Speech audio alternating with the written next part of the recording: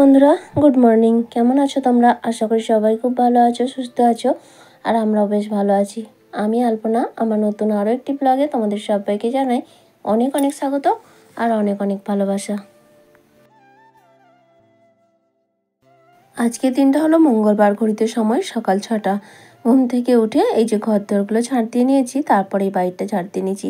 আর বাসন তো কয়েকদিন ধরে রাতেই মেজে রাখছি, যতই ঠান্ডা হোক যতই কষ্ট হোক, সকালের চাপটা কমানোর জন্য। কারণ কি, মেয়ের তো পরীক্ষা চলছে, আজ সেকেন্ড পরীক্ষা, কালকে ইংরাজি হয়েছে, আজকে বাংলা পরীক্ষা।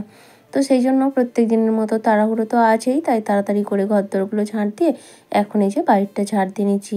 আর আজকেও সকালটা দেখছি বেশ মেঘলা মেঘলা, তবে আজকে ওয়েদার রিপোর্ট দেখছিলাম যে কেটে যাওয়ার কথা, কিন্তু এখনও যা ওয়েদার। তারপর কয়েকটা জামা কাপড়ও রয়েছে কাচার জন্য, ভাবছি কাচবো না। তো যাই হোক বন্ধুরা, আজকে এখন থেকে তোমাদেরকে সাথে নিয়ে আজকের ভিডিও শুরু করছি। পুরো ভিডিওটা জুড়ে থাকার অনুরোধ রইল তোমাদের কাছে। শীতের দিনে একটু সকাল সকাল উঠতে বেশ কষ্টই লাগে। আসলে কি বলতো, শীতের দিনে কম্বলের ভেতর থেকে বেরোতেই কষ্ট।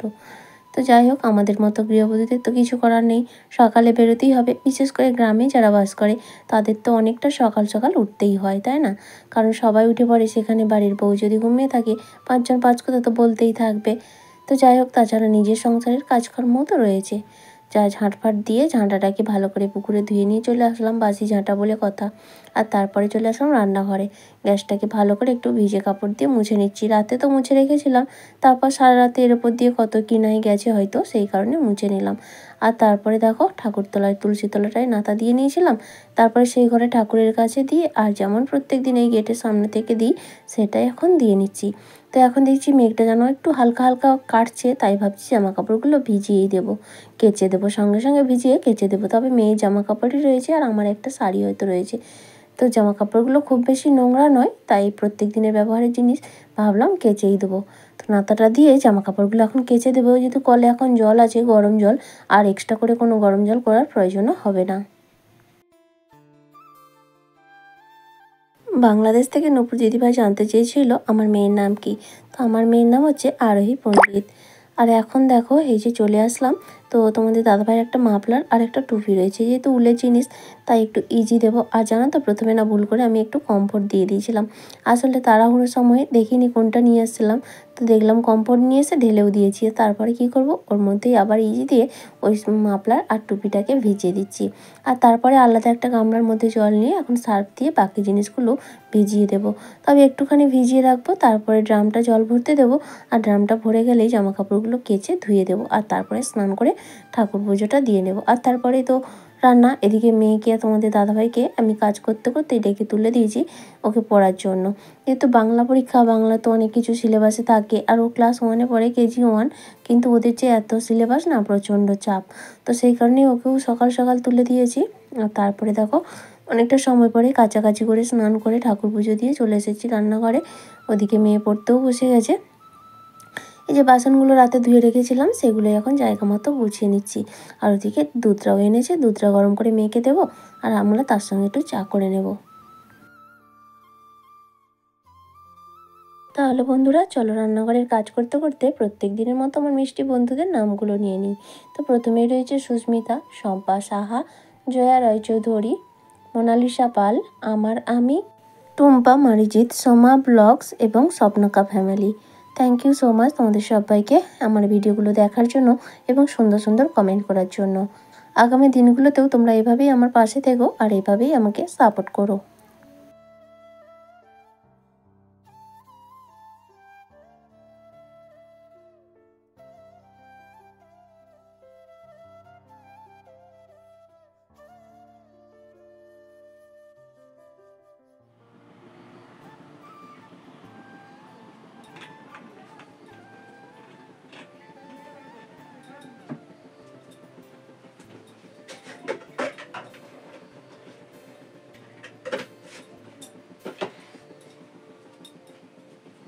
বন্ধুরা, এই যে এখন রান্না বসিয়ে দিয়েছি, চাটা খেয়েই একবারে চটপট রান্না বসিয়ে দিয়ে ভাতটা ডালটা বসিয়ে দিয়ে ওকে পড়াচ্ছিলাম।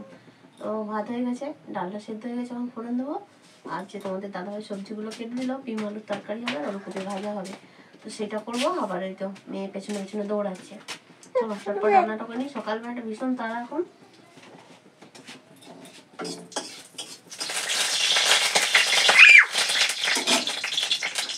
আবার কি দেখছো আমি মারবো। ভাত আর ডালটা বসিয়ে দিয়ে মেয়ের কাছে পড়াচ্ছিলাম, আর যেই আমি চলে আসলাম ভাতটা হয়ে গেছে ফ্যান ঝাড়তে দিয়ে, তো ডালটা সেদ্ধ হয়ে গেছে বলে ফোড়ন দিয়ে নেবো, অমনি মেয়ে পেছনে পেছনে চলে এসছে। তাই ওকে একটু বকা দিচ্ছি। আসলে বাচ্চা মানুষ তোমারে কি বলবো, কারণ পড়াশোনার মর্মটা তো বোঝেনি। তাই যতই বলি না কেন, পরীক্ষা যে ওদের মধ্যে একটা চিন্তা বা ভয় কোনোটাও কাজ করছে না। তো যাই হোক, কিছু করার নেই, এখন বাচ্চা মানুষ যতদিন না বুঝবে তো আমার এই কষ্ট কিন্তু থাকবেই। তো যাই হোক, এদিকে দেখো আমি ডালটা ফোড়ন দিয়ে নিলাম, যেহেতু মসুর ডাল, একটু তেজপাতা, 5 ফোড়ন, শুকনো লঙ্কা, টমেটো, পেঁয়াজ, একটু ধনেপাতাও দিয়ে দিচ্ছি। ডালটা হয়ে গেছে, একটু করবো ওলকপি ভাজা। তো ওলকপিটাকে আগে একটু হালকা লবণ হলুদ দিয়ে সেদ্ধ করে নেব, আবার এই সেদ্ধটা চাপিয়ে দিয়ে আবার যাবো ওর কাছে একটু পড়াতে। তো এটা সেদ্ধ হয়ে যাবে, তারপরে এসে বিম আলুর তরকারিটা বানিয়ে নেব।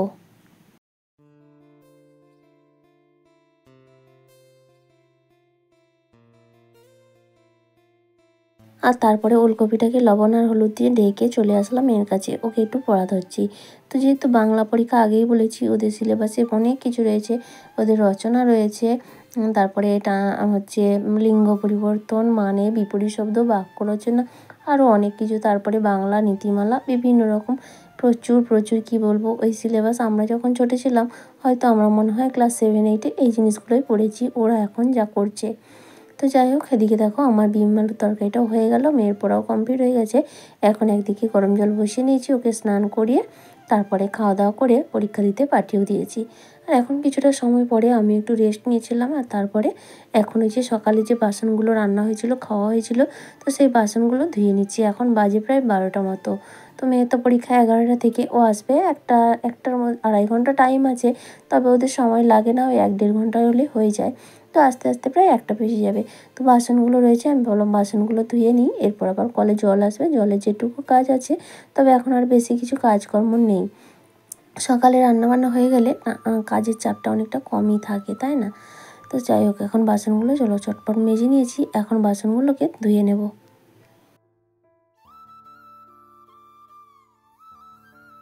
তো বন্ধুরা, আমার আজকের ভিডিওটা তোমাদের কেমন লাগলো অবশ্যই একটা কমেন্ট করে জানিও। আর যদি ভালো লাগে তাহলে প্লিজ একটা লাইক করে দিও, আর চাইলে তোমরা শেয়ারও করতে পারো।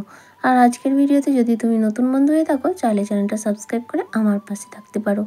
আর যারা অলরেডি এই কাজটা করে আমার এই ছোট্ট পরিবারের সদস্য হয়ে গেছো, তাদের সবাইকে জানাই অসংখ্য ধন্যবাদ।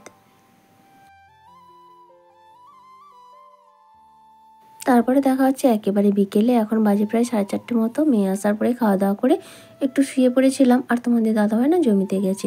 ওই যে বলেছিলাম না, একবার হাল হয়েছিল, তারপর বৃষ্টি হয়ে গেল, আলু লাগাতে পারছি না, তবে দুদিন একটু হালকা রোদে জমিটা মোটামুটি শুকিয়ে গেছে, আজকে হাল হয়েছে, তো সেই জন্য জমি রেডি করতে গেছে। আশা করছি আগামীকাল হয়তো আলু লাগানো হবে। তো যাই হোক, এখন একটু চাপটাও বেড়ে গেল, যেহেতু মেয়ের পরীক্ষা চলছে, তোর ফাঁকে ফাঁকেই করতে হবে, ওকে পরীক্ষা দিতে দিয়ে এসে তারপরে লাগাতে হবে আর কি। তো এইরকম করতে হবে। আর এখন মেয়েকে ঘুম থেকে তুলে দিলাম, আমি বিকেলের কাজকর্মগুলো সেরে নিয়ে আরও জ্বালনগুলো না একটু খুলে দিয়েছিলাম, যেহেতু বৃষ্টিতে ঢাকা ছিল, তো এখন শুকাবে সেই জন্য খুলে দিয়েছিলাম, তাই এখন আবার ঢাকিয়ে দিলাম, কারণ রাতে তো শিশির পড়বে। তো এই তারপরে হাত মুখ ধুয়ে এসে একটু চুলটা আঁচড়ে নিলাম, মেয়েকেও জামা প্যান্ট পরিয়ে নিতে বলছি, যাবো একটু জমির দিকে।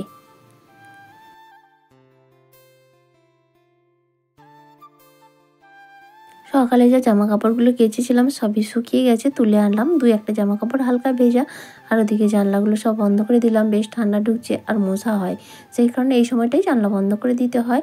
আর জামা কাপড়গুলো আজকে আর ভাঁজ করব না, সেই ঘরে রেখে দিয়েছি। আর তারপরে দেখো জমি থেকে এসে সন্ধ্যাবেলা সন্ধ্যা টন্ধা দেওয়া হয়ে গেছে, আর তারপরে এখন একটু চা বানিয়ে নিচ্ছি। মেয়েকে দুধ দিয়ে দিয়েছি, ও খেয়ে পড়তে বসে গেছে। কালকে অঙ্ক পরীক্ষা রয়েছে, সেই জন্য অঙ্ক প্র্যাকটিস করতে দিয়েছি, আর এখন এই যে আমাদের দুজনের 2 কাপ চা বানিয়ে নিচ্ছি। এরপর ওকে অঙ্ক প্র্যাকটিস করাবো, তারপরে আবার রাতে রান্না রয়েছে। 2 দিন রুটি বানিয়েছিলাম, আজকে ভাত করব সেটাই ভাবছি, তবে রাতে করব আলু আলু আর ডিম সেদ্ধ, আর তার সঙ্গে ডাল, মানে আলু দিয়ে ডিম সেদ্ধ দিয়ে মাখানো হবে, আর তার সঙ্গে মুসুর ডাল। এরকম ভাত খেতে গরম গরম বেশ ভালোই লাগে। তো যাই হোক, তো রান্না ওদিকে বসিয়ে দিয়েছি, এদিকে মেয়ের পড়ানোও কমপ্লিট হয়ে গেছে। যেহেতু অঙ্ক পরীক্ষা, খুব একটা মানে অনেকটা প্র্যাকটিস করতে হয় সেরকমটা নয়, তবে আমার মেয়ে যাই হোক ভগবানের আশীর্বাদে মোটামুটি ভালোই পারে, তো সেই জন্য খুব একটা চাপ নেই, ভালো করে প্র্যাকটিস করিয়ে নিয়েছি।